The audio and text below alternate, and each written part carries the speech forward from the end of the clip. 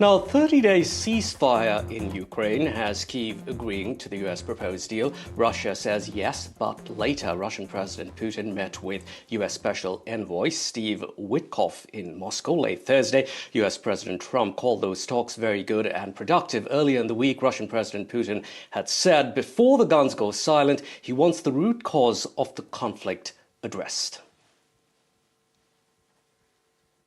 Мы согласны с предложениями прекратить боевые действия, но исходим из того, что это прекращение должно быть таким, которое привело бы к долгосрочному миру и устранило бы первоначальные причины этого кризиса. No, he put out a very promising statement, but it wasn't complete.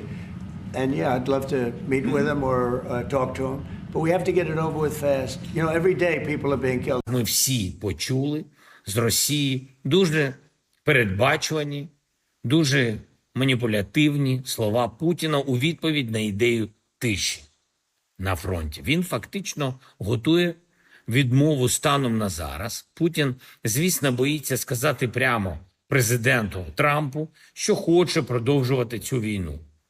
Хоче вбивати українців. Joined by Washington correspondent Nick Harper. Nick, Putin wants a list of preconditions addressed. Many would be totally unacceptable to Ukraine. Tell us what Putin wants.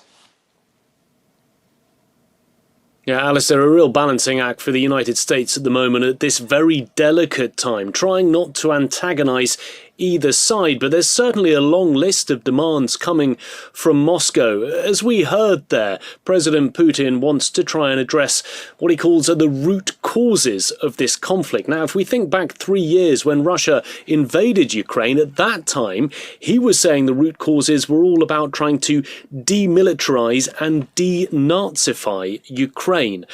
So it might be a case that he's not rushing towards a ceasefire because it's unclear whether he feels that he has managed to achieve those during this 3-year conflict.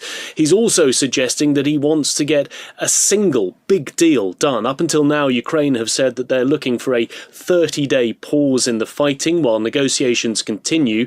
However, Vladimir Putin suggesting he'd rather get one big deal done because he's worried that Ukraine might use those 30 days to mobilize, rearm and train people. Moscow also ruling out giving back any territory and questioning what happens in the Kursk region, a region that Ukraine invaded last year.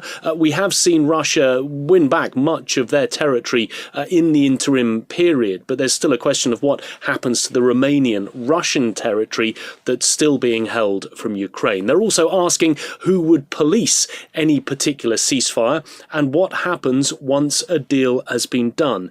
And there are several things on the Ukrainian side that they are also worried about. The fact that during the course of this week, the US has restarted intelligence sharing and restarted arming Ukraine. Russia seems to think that that is a red line and would be looking for the United States not just to end that, but potentially also end many of the sanctions that are in place against Russia as part of any longer-term agreement.